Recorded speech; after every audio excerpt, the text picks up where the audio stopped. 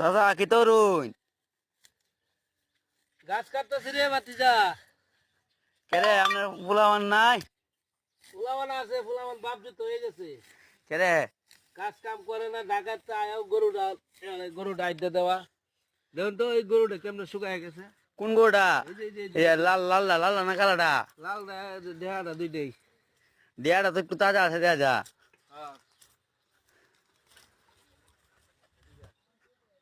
এই যে গরুটা শুকায় গেছে, দুইটা বুঝি বস্তা করে দিব। আয় আল্লাহ রে গরু দাদা করে করতে পারি হচ্ছে বনাসটা করছি রে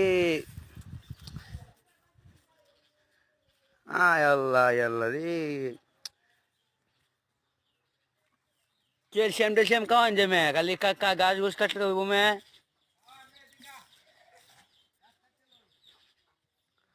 ভিডিও বানাইতাম না, তোরা ভিডিও বানাস, ভিডিও ভাইরাল হয় না। হন সবাই গরু এটা কত দিয়ে কিনছি গরু এটা কত দিয়ে কিনছিলেন 68,000।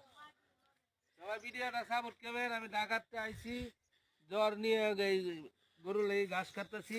গাছটি তো এইটা গাছ খাওয়াইলে আমি গরু কয়দিনে তাজা লইলে আরে মেয়ে কই না, আমার বাতিজা করে কই করে না, চাষার গরু চাষাই পালবো।